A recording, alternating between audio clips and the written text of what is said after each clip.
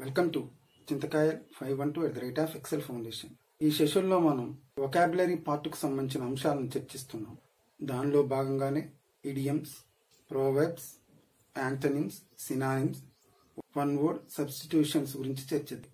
ఒక పదాన్ని తీసుకొని దానికి సంబంధించిన సినానిమ్స్, యాంటోనిమ్స్ గురించి చూద్దాం. ఒక పదాన్ని తీసుకున్నాం, కన్స్పీక్యూయస్. కన్స్పీక్యూయస్ అంటే అర్థం ఏమొస్తుంది? స్పష్టమైన, ప్రధానమైన, సువ్యక్తమైన, ప్రముఖమైన, గోచరమైన, ఇలాంటి అర్థాలను ఇస్తుంది అది.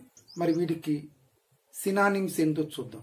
సినానిమ్స్ ఏమేమి వస్తాయంటే మేనిఫెస్ట్ విశదీకరించటం, నోటీసబుల్ గమనించదగినవి, ప్రామినెంట్ అంటే ప్రధానమైన. మేనిఫెస్ట్, నోటీసబుల్, ప్రామినెంట్గా చెప్పవచ్చు. ఇవి సినానిమ్స్గా చెప్పుకోవచ్చు. యాంటోనిమ్స్ గురించి చూద్దాం.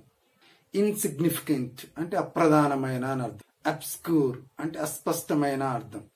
అన్నోన్ అంటే తెలియని అని అర్థం. ఇలా ఇన్సిగ్నిఫికెంట్, అబ్స్క్యూర్, అన్నోన్ ఇవి యాంటోనిమ్స్గా చెప్పవచ్చు అన్నట్టు.